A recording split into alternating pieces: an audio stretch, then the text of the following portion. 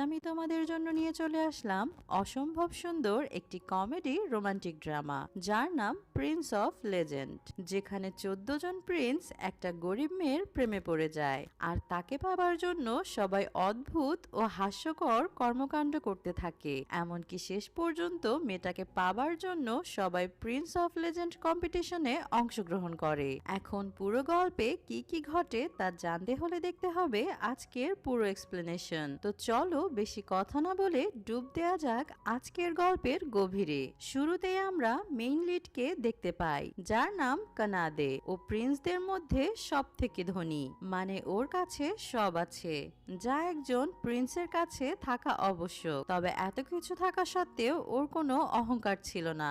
এক কথায় সাদা মনের মানুষ, সবার সাথে ফ্রেন্ডলি এবং মেয়েদের প্রতি খুব সহানুভূতিশীল। যেমন ওদের এক সার্ভেন্ট যখন ওর হ্যান্ডসাম লুক দেখে জ্ঞান হারিয়ে ফেলে, তখন ও মেয়েটাকে কোলে নিয়ে তার রুমে পৌঁছে দেয়, যেগুলো দেখে সব মেয়েই বরাবরের মতোই ওর উপর মুগ্ধ ছিল। এখানে আমরা কানাদের দুজন বডিগার্ড বা মিনিস্টারকে দেখতে পাই, যারা সকল বিপদ থেকে ওকে রক্ষা করে। এদের মধ্যে একজন ছিল সিচারো, যে কিনা কানাদের রাইট হ্যান্ড, এবং দ্বিতীয়জন হলো জেন, যে কিনা ওর লেফট হ্যান্ড। এর মানে জেনের পজিশন সিচারোর থেকে একটু কম, আর এগুলো নিয়েই তাদের মধ্যে প্রতিদ্বন্দ্বিতা, যেগুলো আমরা আস্তে আস্তে জানতে পারবো। তো যাই হোক, এদিকে কানাদে ওর মায়ের ছবির সাথে কথা বলছিল, কারণ ওর মা অনেক আগেই মারা গিয়েছে, তাই ও সব কথা এই ছবির কাছে এসেই বলে। এমন সময় এক সার্ভেন্ট এসে ওকে জানায় আপনার বাবা ফোন করেছে। কানাদে সেখানে পৌঁছালে ওর বাবা ওকে বলে, তোমার বয়সী থাকতে আমার একটা গার্লফ্রেন্ড ছিল, যে কিনা আমার ফার্স্ট লাভ, কিন্তু কিছু কারণেই আমি তাকে বিয়ে করতে পারিনি, তাই সে আমার এক্স হয়ে যায়। তবে রিসেন্টলি জানতে পারলাম আমার এক্স 8 বছর আগে নাকি মারা গিয়েছে। এসব শুনে কানাদে অবাক হয়ে দাঁড়িয়েছিল। ওর বাবা আরো জানায় আমার এক্স এর একটা মেয়ে রয়েছে। আমি জানতে পেরেছি মেয়েটা অনেক খারাপ অবস্থায় রয়েছে, ওর বাবাও নেই, তাই নিজে পার্ট টাইম জব করে জীবন যাপন করছে। তাই আমি চাচ্ছি তুমি দেখে আসো মেয়েটা কেমন আছে, আর ওর কোনো সমস্যা হলে সেটা সমাধান করার চেষ্টা করো। এখন বাবার বলা এই কথাটা ও ফেলতে পারে না, তাই রাজি হয়ে যায়। কথা মতো পরদিন কানাদে ওর মিনিস্টারদের নিয়ে ক্যারির স্কুলে পৌঁছায়, যেখানে ও নিজের লাক্সারি গাড়ি নিয়ে উপস্থিত হয়, আর পরনেও ছিল জাপানের সব থেকে ফেমাস স্কুল ড্রেস। জেন গিয়ে পাশে দাঁড়িয়ে থাকা 3 জন মেয়ের কাছে ক্যারির লোকেশন সম্পর্কে জিজ্ঞেস করে। মেয়েগুলো যখন জানিয়ে দেয় ক্যারি কোথায় আছে, তখন ওরা সবাই মেয়েগুলোকে ধন্যবাদ জানায়। আর এতে এই 3 জন মেয়ে এতই খুশি হয় যে জ্ঞান হারিয়ে ফেলে। এদিকে ওরা কিছু দূর এগোতেই একটা মেয়েকে দেখতে পায়, যাকে দেখে কানাদে বাকরুদ্ধ হয়ে তাকিয়ে থাকে, কারণ ওর কাছে মেয়েটাকে অনেক ভালো লাগছিল। এমন সময় এক লোক এসে ওদের বলে অন্য কোথাও দাঁড়াও, এখানে শুটিং চলছে। সিচারও ওনার কাছে ক্যারি নামের মেয়ে সম্পর্কে জিজ্ঞেস করে, তখন লোকটা জানায় শুটিং করছে ওই মেয়েটাই ক্যারি, যেটা শুনে কানাদে অবাক হয়ে যায় আর সাইডে দাঁড়িয়ে ওকে মন ভরে দেখতে থাকে। এক কথায় বলা যায় ক্যারির কিউটনেস দেখে ও প্রথম নজরে প্রেমে পড়ে গেছে। কিছুক্ষণ পর শুটিং শেষ হলে ওরা ক্যারির পিছু নিতে শুরু করে। সিচারো ক্যারির সাথে খোলাখুলি কথা বলতে চায়, তবে কানাদে এতে রাজি হয় না। ও লুকিয়ে লুকিয়ে ক্যারিকে দেখে মুগ্ধ হচ্ছিল। বাড়ি ফিরেও কানাদে ক্যারির ভিডিও দেখতে থাকে, যেটা সিচারো রেকর্ড করেছিল। জেন ওকে সাপোর্ট করে, কিন্তু সিচারো জানায় আমার মেয়েটাকে পছন্দ হয়নি, কারণ এই নর্মাল মেয়েটা আমাদের প্রিন্সেস হতেই পারে না। তবে কানাদে ক্যারিকে একটু বেশি ভেবে নিয়েছিল। ও বলে ক্যারিকে নর্মাল বলো না, ওকে দেখে আমার মায়ের কথা মনে পড়ে গিয়েছে, ওর হাসি, কথা বলার ধরন সবকিছু যেন আমার মায়ের মতো। এরপর ও মায়ের ছবির কাছে এসে ক্যারির সম্পর্কে বলতে থাকে। বাইরে জেন সিচারোর কাছে জিজ্ঞেস করে কানাদে সব বিষয় ওর মাকে কেন জানায়। সিচারো বলে ছোটবেলা থেকে কানাদের মাই ওকে বড় করেছে, কারণ ওর বাবা ছিল লুচু টাইপের লোক, মেয়ে দেখলে তার পেছনে চলে যেত, যার জন্য ওর মা ছোটবেলা থেকেই ওকে আদর্শ শিক্ষায় বড় করেছে।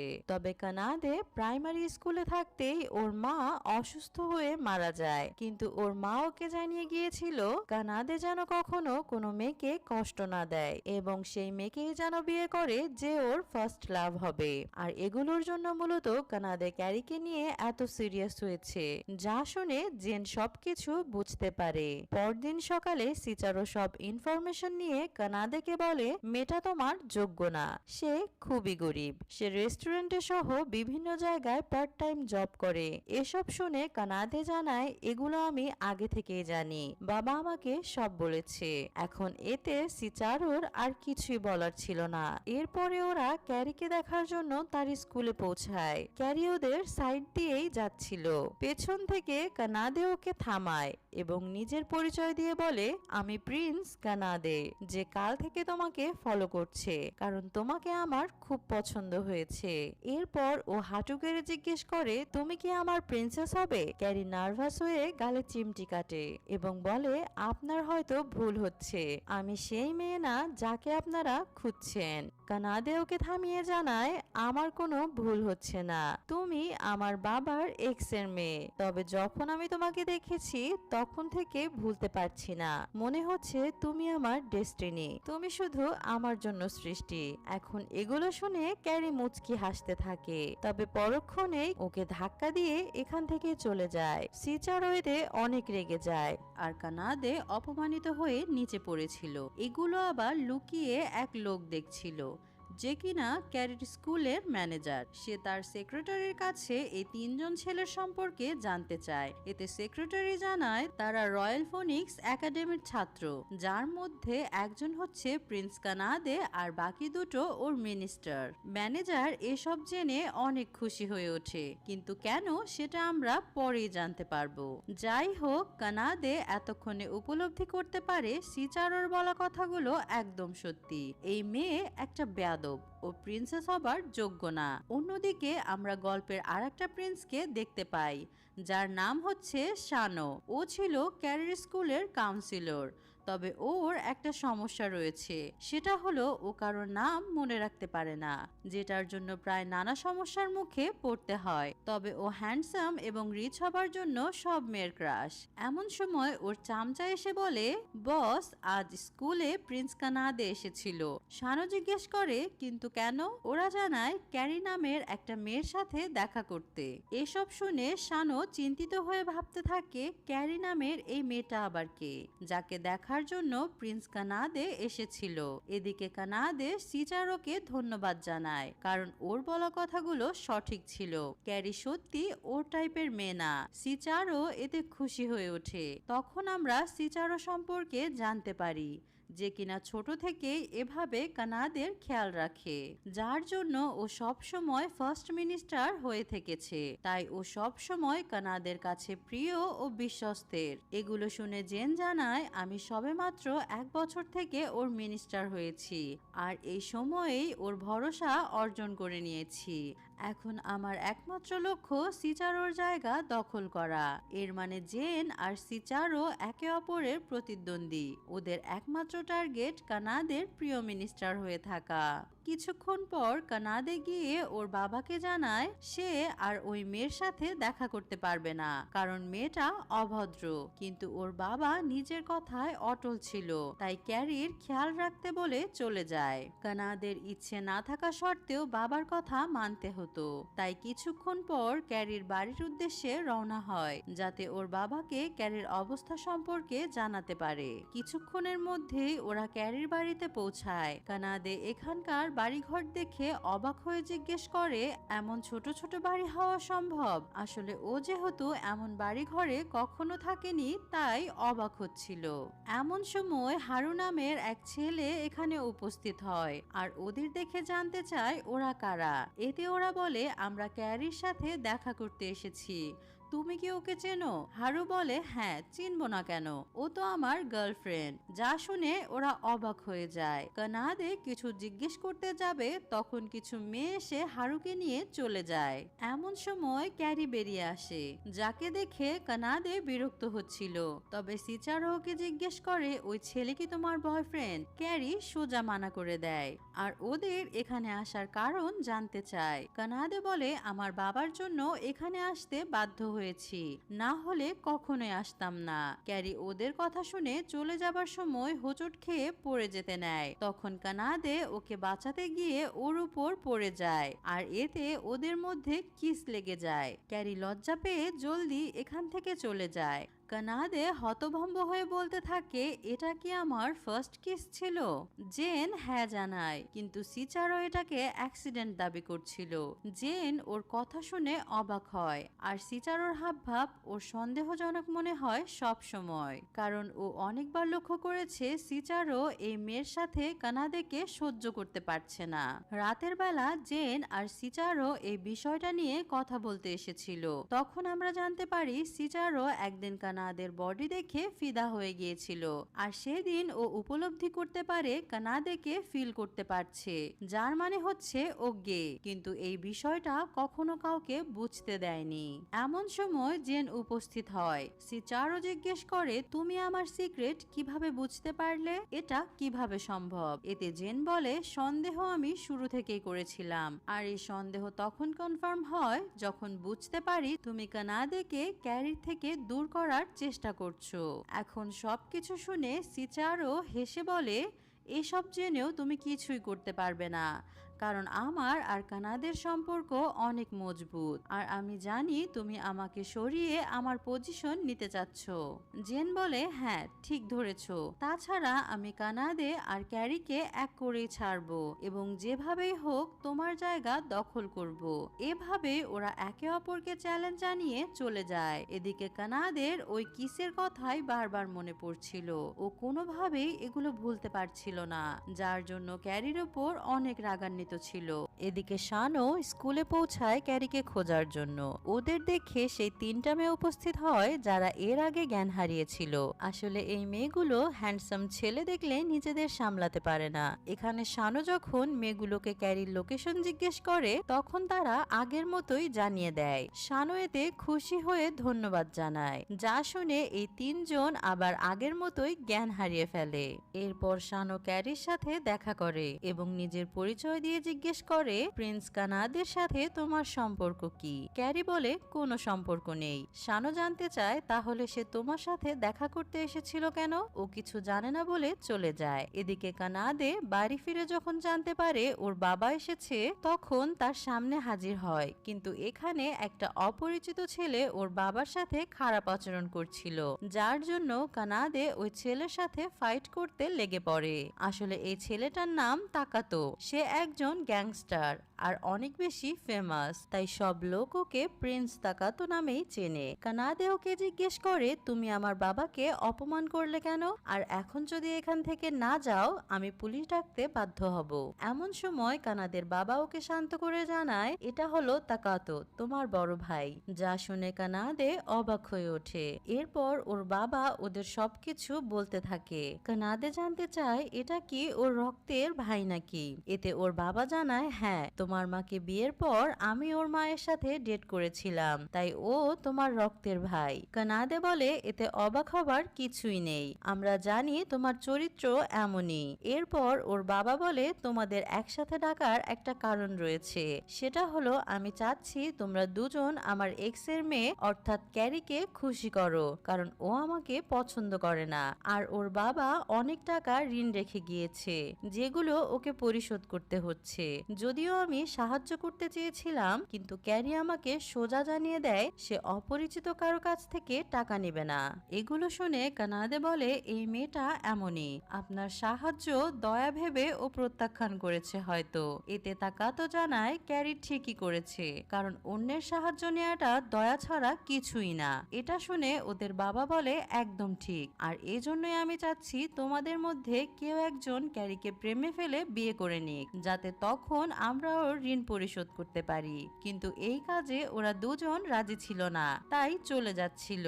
ঠিক তখনই ওদের বাবা জানায়, আগে আমার সম্পূর্ণ কথাটা শুনে যাও। আমি প্ল্যান করেছি যে এই কাজটা করতে পারবে তাকে আমি আমার সব সম্পত্তি দিয়ে দিব।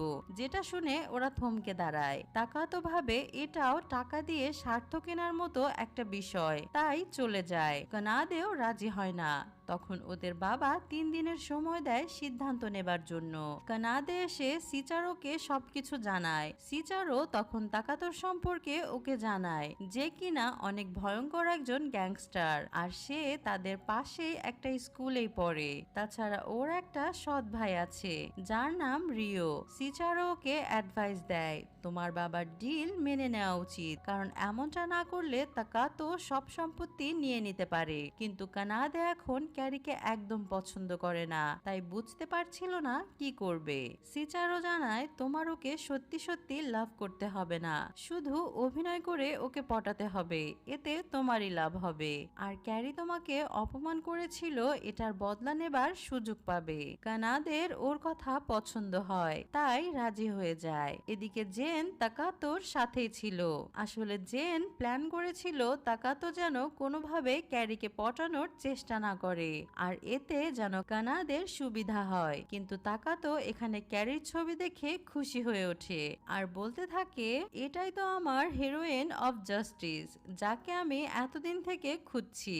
যাই হোক, পরদিন দেখা যায় ওরা দুজনেই বাবার কাছে হাজির হয়েছে এবং এই ডিলে রাজি ছিল। রাতের বেলা তাকাতো বাড়ি ফিরে ওর মাকে জানায় সে যে মেয়েকে খুঁজছিল তাকে পেয়ে গেছে। তখন ওর ভাই রিও উপস্থিত হয়ে জানায় মেয়েটার নাম ক্যারি। তাকাতো অবাক হয়ে জিজ্ঞেস করে, তুই মেয়েটাকে চিনলি কিভাবে? রিও বলে, কাল রাতে যখন তুমি মাতাল হয়ে বাড়ি ফিরছিলে তখন তোমার মুখে মেয়েটার নাম শুনতে পাই, আর ফোনে মেয়েটার ছবি পেয়ে তাকে দেখে এসেছি। তাকাতো অবাক হয়ে জিজ্ঞেস করে, আমি এখন পর্যন্ত শুধু মেয়েটার নাম জেনেছি, আর তুই তাকে দেখেও এসেছিস? ঠিক এমন সময় আমরা একটা ফ্ল্যাশব্যাক দেখে বুঝতে পারি তাকাতো ক্যারিকে কিভাবে চিনলো এবং ওকে নিয়ে এত এক্সাইটেড কেন। আসলে 1 বছর আগে ও একটা লোককে মার খেতে দেখেছিল, তখন হঠাৎ করে ক্যারি উপস্থিত হয়ে সবার সাথে ফাইট করে ওই লোককে বাঁচায়, যা দেখে তাকাতো ওর উপর ইমপ্রেস হয়ে যায়। তবে তাকাতো এটা জানতো না যে ক্যারি এখানে অ্যাক্টিং করছে, অর্থাৎ এটা একটা শুটিং ছিল। তাকাতো দূরে থাকার জন্য এসব সত্যি ভেবে নেয়, আর এভাবেই ও ক্যারির উপর ক্র্যাশ খেয়ে যায়। পরদিন সকালে ওরা দুজন ক্যারির স্কুলে পৌঁছায়। তখন ওদের দেখে সেই 3 জন মেয়ে উপস্থিত হয়। ওরা মেয়েগুলোর কাছে ক্যারির লোকেশন জিজ্ঞেস করে। মেয়েগুলো যখন ওদের ক্যারির লোকেশন বলে দেয় তখন ওরা ধন্যবাদ জানায়, যেটার জন্য মেয়েগুলো বরাবরের মতোই খুশিতে জ্ঞান হারিয়ে ফেলে। এদিকে আমরা ড্রামার আরো একটা মেইন ক্যারেক্টার দেখতে পাই, যে ছিল স্কুলের ফেমাস বয় কুকি। আর এই ছেলেটা ক্যারিকে অনেক আগে থেকেই পছন্দ করে। কুকির সাথে বাকি দুজন ছিল ওর বন্ধু। এমন সময় কুকি খেয়াল করে ক্যারিকে দুজন ছেলে ফলো করছে, যেটা তাকাতো ও রিও ছিল। এখানে তাকাতো যখন ক্যারিকে সামনাসামনি দেখতে পায় তখন এতটাই খুশি হয় যে সোজা গিয়ে ওকে জড়িয়ে ধরে। রিও এসে বলতে থাকে, আমার ভাই যখন থেকে তোমাকে দেখেছে তখন থেকেই পাগল হয়ে গেছে, এমনকি ও 1 বছর থেকে কারো সাথে রিলেশনেও যায়নি, শুধু তোমার জন্য। তাকাতো নিজের প্রশংসা শুনে লজ্জা লজ্জায় বলে, আমাদের দেখা হওয়াটা কোনো সাধারণ বিষয় না, হয়তো সৃষ্টিকর্তা তোমাকে আমার জন্যই পাঠিয়েছে। এতটুকু বলেই ও অনেক খুশি হচ্ছিল। এমন সময় ক্যারি হেসে ওকে ধন্যবাদ জানায়, যা তাকাতো বিশ্বাস করতে পারছিল না। ও ভাবে ক্যারি তাকে একসেপ্ট করে নিবে। তবে কিছুক্ষণের মধ্যে আমরা জানতে পারি রিও আসলে ক্যারিকে তাকাতোর সামনে অভিনয় করতে বলেছিল, যাতে ওর ভাই ক্যারির কাছে রিজেক্ট হয়ে কষ্ট না পায়। মানে ক্যারির হাসিটা পুরোটাই অভিনয় ছিল। নারী কত সুন্দর অভিনয় করে, অভিনয়ের জন্য নারী সেরা রে। যাই হোক, এরপর ওরা দুই ভাই একসাথে বাড়ি ফিরছিল। রিও ওর ভাইকে খুশি দেখে অনেক আনন্দিত হয়। তাকাতো জিজ্ঞেস করে, আমি তো আমার গার্লফ্রেন্ড পেয়ে গেলাম, কিন্তু তুই এখনো সিঙ্গেল রয়ে গেলি। আচ্ছা, তোর কেমন মেয়ে পছন্দ? রিও তখন অজান্তেই ক্যারির বর্ণনা দিতে থাকে। তবে যখন ও বুঝতে পারে এগুলো ক্যারির সাথে মিলে যাচ্ছে তখন ও অবাক হয়ে ভাবতে থাকে, আমি নিজেও ক্যারির প্রেমে পড়ে যাচ্ছি না তো? যাই হোক, হোক, এরপর ও নিজের মন থেকে এসব দূর করার চেষ্টা করে, কারণ ক্যারিকে ওর ভাই পছন্দ করে। তবে ওর এটা ভেবে খারাপ লাগছিল যে ক্যারি মন থেকে তাকাতোকে পছন্দ করেনি, বরং সবকিছু ও টাকা দিয়েই করিয়েছে। পরদিন দেখা যায় ওরা দুজন আবার স্কুলে গিয়েছে ক্যারিকে দেখার জন্য। ক্যারি এখানে রিওর কথা মতো অভিনয় করছিল, যা সত্যি ভেবে তাকাতো অনেক খুশি হচ্ছিল এবং এতটাই এক্সাইটেড ছিল যে ক্যারিকে ডেটের জন্য অফার করে। ক্যারি যদিও এতে শকড হয়, কিন্তু রিওর ইশারায় হ্যাঁ জানিয়ে দেয়। তাকাতো এতটাই খুশি হয় যে এখান থেকে চলে যায়। এরপর ওর সাথে শানোর দেখা হয়। শানো ওর সম্পর্কে সবকিছু জানার পর বলে, কিন্তু প্রিন্স কানাদে তো আগে থেকে ক্যারিকে পছন্দ করে। যা শুনে ও রেগে গিয়ে বলে, ক্যারি শুধু আমার, ওকে আর কেউ পছন্দ করতে পারবে না। এমন সময় পাশ দিয়ে ক্যারি যাচ্ছিল। তাকাতো এটা দেখতে পেয়ে ওর পিছু নিতে শুরু করে। এদিকে ক্যারি এক জায়গায় এসে সিগারেট খেতে নিচ্ছিল। তাকাতো এটা দেখতে পেয়ে ওকে বাধা দেয় আর এগুলো খেতে মানা করে। এসব কিছু আবার দূর থেকে শানো ও তার বন্ধুরা দেখছিল। ক্যারি নিজের সিগারেট ফেরত চাচ্ছিল, তবে তাকাতো রাজি ছিল না। ক্যারি তখন রেগে সব সত্যি বলে দেয়, ও টাকার জন্য এতদিন অভিনয় করেছে, আর সেদিন আমি যে ফাইট করেছি সেটা শুটিং ছিল। তখন এখানে কুকি আর রিও উপস্থিত হয় আর ওদের সব কথোপকথন শুনতে থাকে, কিন্তু কেউই ওদের কথা ঠিকমতো বুঝতে পারে না। তাকাতো এখানে সবকিছু জানার পর আপসেট হয়ে পড়ে, যা দেখে ক্যারি অনেক মজা পাচ্ছিল। তবে তখনই তাকাতো সিরিয়াস হয়ে জানায়, তুমি আমার হিরোইন অফ জাস্টিস না হলে আমার কোনো সমস্যা নেই। সব থেকে বড় কথা, তুমি অসাধারণ একটা মেয়ে যে কিনা হাজারো সমস্যার মধ্যে জড়িয়ে রয়েছে, যার মানে তুমি কখনো খারাপ হতে পারো না। এই বলে ও ক্যারির কাছে গিয়ে ওকে সোজা কিস করে দেয়, যা দেখে সবাই অবাক হয়ে যায়। ক্যারি নিজেকে ছাড়ানোর চেষ্টা করে, কিন্তু তাকাতো ওকে জড়িয়ে ধরে বলে, যদিও তুমি আমাকে পছন্দ করো না, কিন্তু আস্তে আস্তে সব হয়ে যাবে, মানে আমি তোমাকে জয় করেই ছাড়বো। এরপর ক্যারি নিজেকে ছাড়িয়ে বলে, আমি কোনো জিনিস না যে তুমি আমাকে জয় করবে। এদিকে কুকি রেগে যায় ক্যারিকে কিস করার জন্য আর তাকাতোকে মারার চেষ্টা করে, তবে ও তাকাতোর সাথে পেরে ওঠে না। অপরদিকে রিও দাঁড়িয়ে ভাবছিল তাকাতো হয়তো ওর উপর রেগে গিয়েছে, কিন্তু তাকাতো উল্টো ওকে ধন্যবাদ জানায়, কারণ রিও ওকে মিথ্যা দিয়ে হলেও খুশি করার চেষ্টা করেছে। যাই হোক, ওরা এখান থেকে চলে যাবার আগে শানোর কাছে একটা সাহায্য চায়। সেটা হলো ওরা দুই ভাই এই স্কুলে ট্রান্সফার হবে। শানোর বন্ধুরা যদিও এতে দ্বিধা প্রকাশ করে, কিন্তু শানো রাজি হয়ে যায়। অন্যদিকে কানাদে এই নিউজ পেয়ে যায় যে তাকাতো এই স্কুলেই ট্রান্সফার হচ্ছে। এদিকে কুকি অনেক রেগেছিল ক্যারিকে কিস করার জন্য। এমন সময় এক ফ্ল্যাশব্যাকের মাধ্যমে আমরা জানতে পারি 2 বছর আগে কুকি যখন ক্যারিকে প্রথম দেখেছিল তখনই ওর প্রেমে পড়ে গিয়েছিল, আর এরপর থেকেই মূলত ও ক্যারিকে পাবার জন্য শক্তিশালী ও সুন্দর হবার সিদ্ধান্ত নেয়, যাতে ক্যারি ওর পার্সোনালিটি দেখে ওকে একসেপ্ট করে নেয়। এভাবে কিছুদিনের মধ্যেই ও জনপ্রিয় হয়ে ওঠে। তবে ওর নজর শুধু ক্যারির দিকে ছিল, তাই ও অনেকবার ক্যারির সামনে গিয়ে দাঁড়িয়েছে, কিন্তু কখনো মনের কথা বলতে পারেনি। যাই হোক, এদিকে আমরা গল্পের আরেকটা চরিত্রকে দেখতে পাই, যেটা হলো ক্যারির স্কুলের একজন শিক্ষক, যার নাম রিচি। সে এমনিতেই অনেক ধনী, তবে এখানে শিক্ষক হিসেবে কেন রয়েছে সেটা আমরা আস্তে আস্তে জানতে পারবো। কিছুক্ষণের মধ্যেই ক্লাস শেষ হলে রিচির নজর পড়ে স্কুল ট্রান্সফার নোটিসে, যেখানে তাকাতো আর রিও ট্রান্সফার হবার বিষয় নিয়ে লেখা ছিল। ও এই ব্যাপারে জানতে ম্যানেজারের কাছে উপস্থিত হয়। ম্যানেজার নিজেও কিছুই জানতো না। রিচি জিজ্ঞেস করে ওরা এখানে কেন ভর্তি হচ্ছে। ম্যানেজার বলে ওরা ক্যারি নামের এক মেয়েকে পছন্দ করে, তাই হয়তো এখানে ট্রান্সফার হতে চাচ্ছে। রিচি অবাক হয়, কারণ ক্যারি অনেক গরিব মেয়ে, ওর পেছনে কেন সবাই পড়ে আছে। এসব ভাবতে ভাবতে ওর দেখা হয় শানোর সাথে। ও শানোকে জিজ্ঞেস করে এখানে দাঁড়িয়ে রয়েছো কেন। উত্তরে শানো যখন বলতে যাবে ক্যারির সাথে দেখা করতে এসেছে, তখন ও ক্যারির নাম ভুলে যায়, কারণ ওর নাম ভুলে যাবার সমস্যা রয়েছে। এমন সময় ক্যারি উপস্থিত হয় আর শানুকে জিজ্ঞেস করে কেন ডেকেছেন আমাকে। শানু বলে আমার কিছু গুরুত্বপূর্ণ কথা রয়েছে। ক্যারি জিজ্ঞেস করে কিসের কথা। তখন শানু ঠান্ডা মাথায় নিচে বসে কনফিডেন্সের সাথে বলে আমি তোমাকে বউ বানাতে চাই, তুমি আমাকে প্লিজ বিয়ে করে নাও। যা শুনে সবাই অবাক হয়ে যায় এবং কুকি বরাবরের মতোই রাগান্বিত হচ্ছিল, কারণ সব ছেলেই ওকে এভাবে জ্বালাতন করছে। শানু ওর কাছে উত্তর চায়, কিন্তু ক্যারি ওকে রিজেক্ট করে বলে তুমি যে আমাকে প্রপোজ করলে বলো তো আমার নাম কি।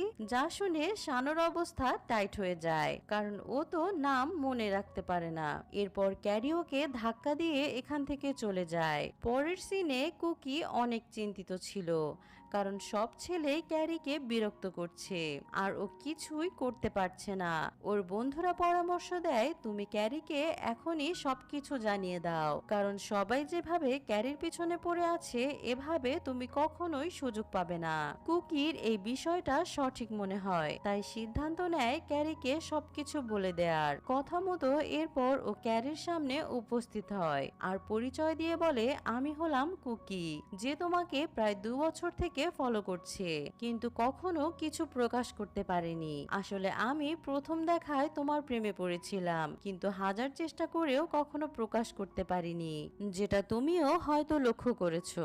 ক্যারি ওকে থামিয়ে বলে তুমিও তাহলে বাকিদের মতোই করছো। কুকি ওকে বোঝানোর চেষ্টা করে ও বাকিদের মতো না, কিন্তু ক্যারি ওকে ইগনোর করে চলে যায়। অন্যদিকে কানাডে এই স্কুলে ট্রান্সফার হতে চাচ্ছিল, তাই শানুর সাথে দেখা করতে আসে। শানু জিজ্ঞেস করে তুমি কি ক্যারির জন্য এই স্কুলে ট্রান্সফার হচ্ছ। কানাডে অবাক হয়ে জানতে চায় আপনি কিভাবে ক্যারিকে চেনেন। শানু বলে শুধু চিনি না, কাল ওকে প্রপোজও করেছি। কানাডে বলে ক্যারি শুধুই আমার, ওর পেছনে ঘোরাঘুরি ছেড়ে দাও। এই বলে ও চলে যায়। পরের সিনে দেখা যায় শানু এগুলো নিয়ে টেনশন করছিল। ও মেনে নিতে পারছিল না ক্যারি ওকে রিজেক্ট করেছে, তাই ক্যারির নাম বলতে বলতে ও রাগ প্রকাশ করছিল। ঠিক তখনই ও শকড হয়ে ওঠে, কারণ ক্যারির নাম ওর মনে রয়েছে। ও এতটাই খুশি হয় যে বাইরে এসে বন্ধুকে জড়িয়ে ধরে। অন্যদিকে কুকি ও তার বন্ধুরা ক্যারির পেছনে পড়েছিল। এমন সময় সেখানে কানাডে উপস্থিত হয়, যাকে দেখে ক্যারি প্রতিবারের মতো নিজের গালে চিমটি কাটে। কানাডে ওকে জানায় তোমার জন্য আমি এই স্কুলে ট্রান্সফার হয়েছি, তুমি কি আমার জন্য অপেক্ষা করেছো এতদিন। এতে ক্যারি আগের মতো ওকে অপমান করে চলে যায়। কানাডে যদিও এতে রেগে যায়, কিন্তু সিচারও বোঝায় তোমার ওকে পটাতে হলে ধৈর্য ধরতে হবে। এদিকে ক্যারি যখন যাচ্ছিল তখন শানু ওর নাম ধরে ডাকতে ডাকতে এখানে হাজির হয়, যা দেখে সবাই অবাক হয়ে ওঠে, কারণ শানু নাম মনে রাখতে পারছে। কুকি আর ওর বন্ধুরা এটা দেখে হাততালি দিতে থাকে এমন অবিশ্বাস্য বিষয়ের জন্য। শানু ক্যারিকে বলে তুমি প্রথম কেউ যার নাম আমি মনে রাখতে পেরেছি, তাই এটাকে কারিশমা বলবো কিনা জানি না, কিন্তু আমি তোমাকে পেয়েই ছাড়বো। উত্তরে ক্যারি কিছু বলতে যাবে তখন কানাডে উপস্থিত হয় আর শানুকে ক্যারির নাম মনে রাখতে পারার জন্য শাবাশি দেয় এবং বলে আজ থেকে আমরা হলাম প্রতিদ্বন্দ্বী। শানু জানায় বিষয়টা অবশ্য জোস, আমরা দুজন প্রিন্স একটা মেয়েকে পাওয়ার জন্য প্রতিদ্বন্দ্বিতা করছি। অন্যদিকে ম্যানেজার এতগুলো প্রিন্স তার স্কুলে দেখে বেশ আনন্দিত ছিল। আসলে তার প্ল্যান ছিল প্রিন্স অফ লেজেন্ড কম্পিটিশনে তাদের স্কুলকে বিজয়ী করা। এখন অনেক প্রিন্স যেহেতু স্কুলে আসছে তাই উনি এত খুশি, কারণ যত হ্যান্ডসাম প্রিন্স তাদের থাকবে জেতার চান্স তত বেশি বেড়ে যাবে। হাতোরি জানায় এখানকার কোনো প্রিন্সই কম্পিটিশনে অংশগ্রহণ করবে না, তাই আমার একটা প্ল্যান রয়েছে, সেটা হলো ক্যারিকে ব্যবহার করে আমরা প্রিন্সদের রাজি করাতে পারি, কারণ সবাই ওকে পাবার জন্য কম্পিটিশনে অংশগ্রহণ করতে চাইবে। ম্যানেজারের ওর কথা যথার্থ মনে হয়, তাই উনি যত তাড়াতাড়ি সম্ভব কম্পিটিশনের ব্যবস্থা করতে বলে। অন্যদিকে রিচি সব প্রিন্সদের এই স্কুলে উপস্থিত দেখে হতাশ ছিল। আসলে অনেক আগে থেকে ও মেয়েদের মধ্যে ফেমাস ওর হ্যান্ডসাম লুক আর বড়লোক হবার জন্য। এক কথায় ও সবসময় হ্যাপি ছিল। তবে একদিন ও কিছু মেয়েদের কাছে প্রিন্স অফ লেজেন্ড কম্পিটিশন সম্পর্কে জানতে পারে আর সার্চ করে দেখতে পায় সেনজাম নামে এক স্কুল থেকে এটা আয়োজিত হয়, যেখানে সকল প্রিন্সরা অংশগ্রহণ করে আর যে বিজয়ী হতে পারে তাকে জাপানের সবথেকে বড় প্রিন্স মানা হয়। এখন এসব জেনে ওর এই কম্পিটিশন জেতার ইচ্ছে হয়, কিন্তু আজ এতগুলো প্রিন্সদের দেখে ও একটু হতাশ হয়, কারণ কম্পিটিশন এখন কঠিন হতে যাচ্ছে। এদিকে ম্যানেজার যখন ক্যারিকে নিয়ে কথা বলছিল তখন বাইরে থেকে রিচি শুনতে পারে যে তারা এই কম্পিটিশনে ক্যারিকে ইউজ করবে। রিচির কৌতূহল বেড়ে যায় ক্যারিকে নিয়ে, তাই ও ক্যারির বাড়ি পৌঁছায় ওর ব্যাপারে জানার জন্য, যেখানে হারুর সাথে ওর দেখা হয়। রিচি জানায় সে ক্যারির শিক্ষক। এতে হারু খুশি হয়ে জিজ্ঞেস করে ক্যারি স্কুলের কোনো ছেলের সাথে রিলেশন করে কিনা। রিচি জানতে চায় ও এমন প্রশ্ন কেন করছে। হারু বলে আমি ক্যারির বড় ভাই, তাই ওর স্কুলে কি হয় জানতে চাচ্ছি। রিচি জানায় কিন্তু আমার জানা মতে ক্যারির কোনো ভাই নেই। হারু বলে আমি ওর পাশেই থাকি, সব সময় ওকে দেখে শুনে রাখি, তাই বোন মনে করি। হারু এটাও বলে আমি একসময় ক্যারির স্কুলের স্টুডেন্ট ছিলাম। রিচি জানতে চায় তাহলে তুমি প্রিন্স অফ লেজেন্ড কম্পিটিশনে অংশগ্রহণ করেছো কখনো? হারু বলে আর বলো না, আমি সেখানে অংশগ্রহণ করেছিলাম, তবে অনেক চেষ্টা করেও জিততে পারিনি। রিচি ওকে ভরসা দিয়ে বলে তুমি চাইলে এখনো অংশগ্রহণ করতে পারো, কারণ এক্স স্টুডেন্টদের জন্য এখন সুযোগ রয়েছে। এই বিষয়টা জেনে হারু অনেক খুশি হয় এবং ওকে দেখেই বোঝা যাচ্ছিল ও এই কম্পিটিশনে অংশগ্রহণ করার জন্য আগ্রহী। পরদিন কানাদের স্কুলের ফার্স্ট ডে ছিল। যাবার সময় ও ক্যারিকে সঙ্গে নিতে চাচ্ছিল। ক্যারি যদিও রাজি হয় না, কিন্তু কানাদে জোর করে ওকে স্কুলে নিয়ে পৌঁছায়। সবাই ওদের দিকে তাকিয়েছিল। তাকাতো এগিয়ে এসে বলে ক্যারিকে কাল থেকে আমি স্কুলে নিয়ে আসব। এভাবে ওদের মধ্যে ঝগড়া লেগে যায়। ক্যারি অতিষ্ঠ হয়ে সবাইকে থামিয়ে বলে আমি একাই আসতে পারি, তোমাদের সাহায্য লাগবে না। তাছাড়া তোমরা আমার সাথে এমন গেমস কেন খেলছো? তাকাতো জানায় গেমস আমি না, কানাদে খেলছে। ও সম্পত্তি পাবার জন্য তোমাকে পটাতে চাচ্ছে। উত্তরে কানাদে বলে শুধু আমি না, তুমি নিজেও এমনটা করছো। এখন এসব শুনে ক্যারি বুঝতে পারে সত্যি ওকে নিয়ে এরা গেমস খেলছে। এমন সময় হাতরি এসে ওকে ম্যানেজারের কাছে নিয়ে যায়। এখানে ম্যানেজার ওকে একটা কাজ দেয়। এরপর ক্যারি সবার সম্মুখে উপস্থিত হয় আর বলে যে এই কম্পিটিশনে অংশগ্রহণ করে জিততে পারবে আমি তার সাথে ডেট করব।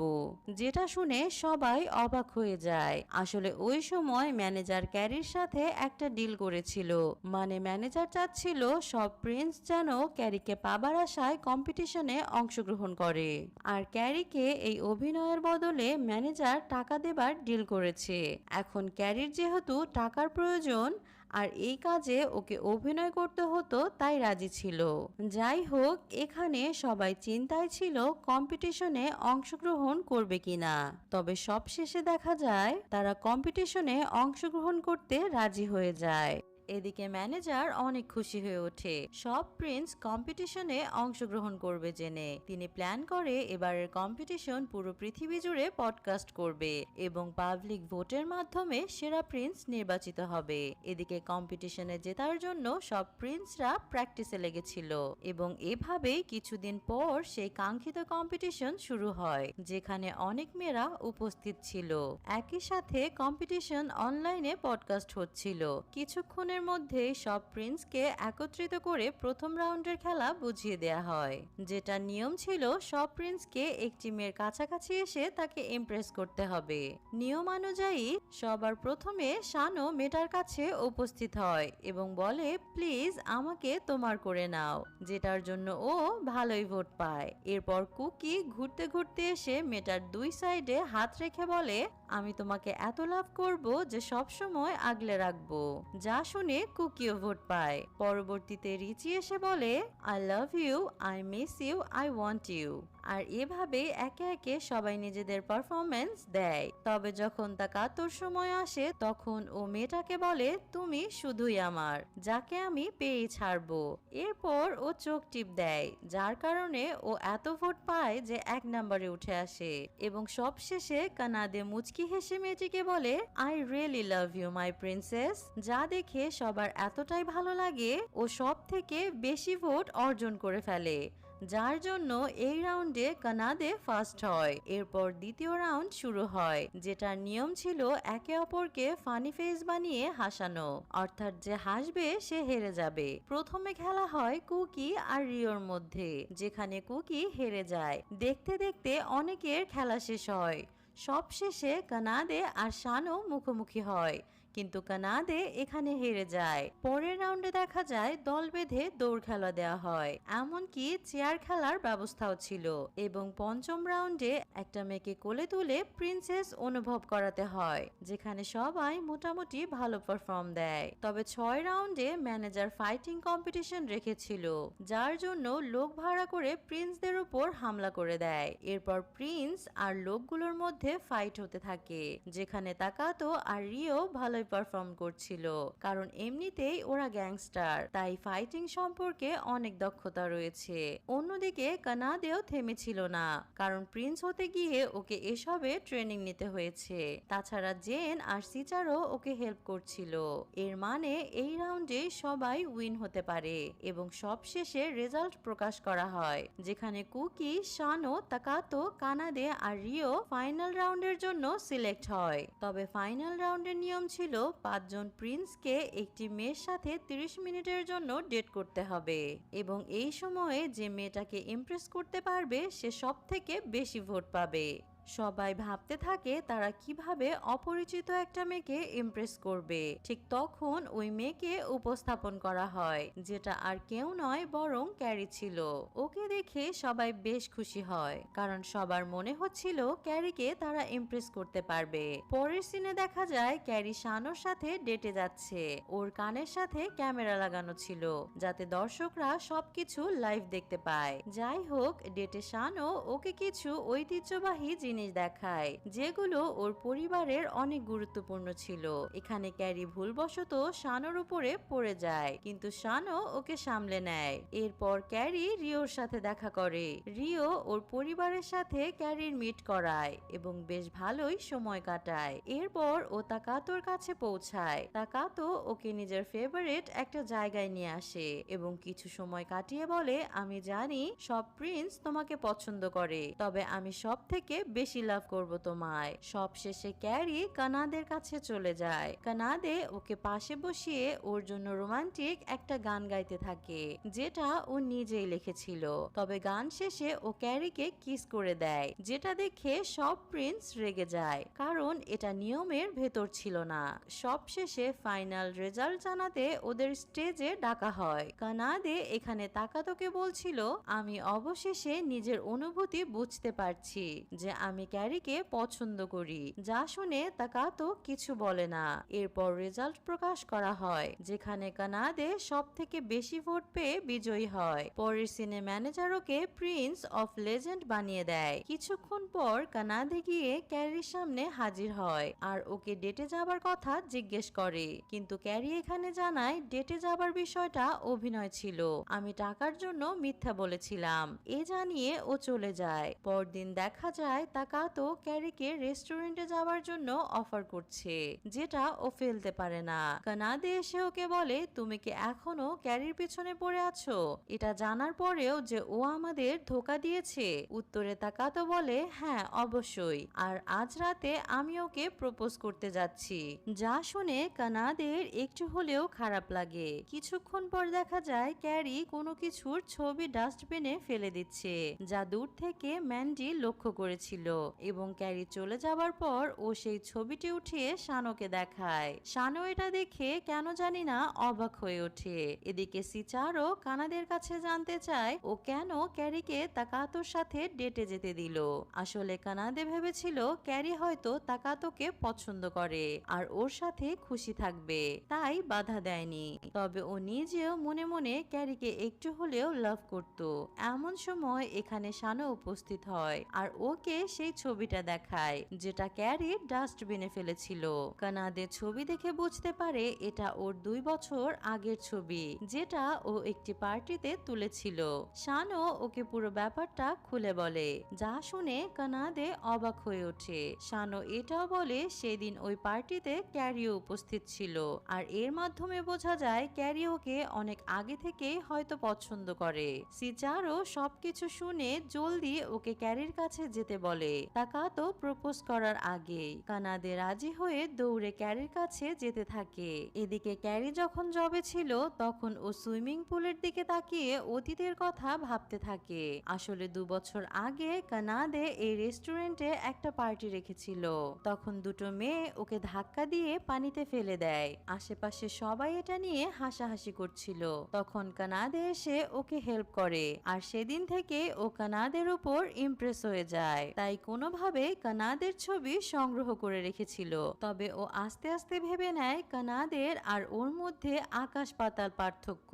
এর মানে ও আগে থেকেই কানাদেকে পছন্দ করত, তবে এই পার্থক্যর জন্য কখনো কিছু প্রকাশ করেনি। তো যাই হোক, প্রেজেন্ট টাইমে তাকাতো আসে ওর সাথে দেখা করতে আর ওকে জিজ্ঞেস করে, আমি জানি তুমি কাউকে পছন্দ করলে তাকে দেখে গালে চিমটি কাটো, যেমনটা কানাদেকে দেখলেই করতে। এর মানে তুমি ওকে লাভ করো। যা শুনে ক্যারি কিছু বলতে পারে না, কারণ বিষয়টা সত্যি ছিল। যাই হোক, তাকাতো সবকিছু বুঝতে পেরে চলে যায় আর তখন কানাদে উপস্থিত হয়। ক্যারি ওর এখানে আসার কারণ জানতে চায়। কানাদে কিছু না বলে ওই ছবিটি দেখায়। ক্যারি ছবিটা নিতে আসলে ও বলে, তুমি গত 2 বছর এই ছবিটা নিজের কাছে রেখেছো, এর মানে তুমি আমাকে লাভ করো, তাই না? ক্যারি তেমন কিছুই বলে না। এতে কানাদে ওকে জানায়, আমি তোমাকে ভালোবাসতে শুরু করেছি, চলো আমরা সারা জীবনের জন্য এক হয়ে যাই। আচমকা এমন কথায় ক্যারি বলে, কখনো সম্ভব না, আমাদের জগৎ সম্পূর্ণ আলাদা। তখন কানাদে ওকে থামিয়ে কিস করে দেয়। কানাদে বোঝানোর চেষ্টা করে ও সত্যি ওকে অনেক ভালোবাসে। এতে ক্যারিও অনেক খুশি হয় আর শক্ত করে ওকে জড়িয়ে ধরে। এর মানে ফাইনালি ওরা একে অপরের প্রেমে পড়েই গেল। আর অন্যদিকে বাকি প্রিন্সরা ক্যারির উপর থেকে গিভ আপ করে দিয়েছিল। সবশেষে তাকাতো আর রিও ক্যারিকে ভুলে নিজেদের কাজে বিজি হয়ে পড়ে। আর এভাবেই কানাদে আর ক্যারির প্রেমের সূচনা দিয়ে আজকের গল্পের হ্যাপি এন্ডিং হয়। তো গাইস, কেমন লাগলো আজকের গল্পটা এবং কোন ক্যারেক্টার তোমাদের ভালো লাগলো কমেন্ট করে জানিও। আর হ্যাঁ, এরকম